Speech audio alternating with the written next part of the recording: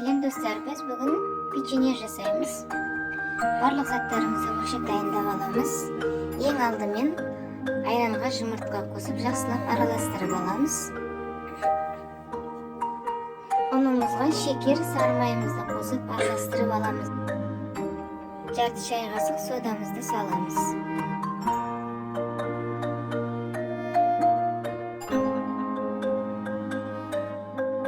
Енді осы массамызға сұйық массаны қосып араластырып, жұмсақ қамыр дайындаймыз. Дайын болған қамырымызды тоңазытқышқа 10 минутқа қойып аламыз. Енді ішіне салмасын дайындаймыз. Сары майды, шекерді, ұнды араластырамыз. Және де дайын болған қамырымызды жайып, салмамызды салып, 180 градуста қызып тұрған пешімізде 20-25 минут пісіріп аламыз. Керемет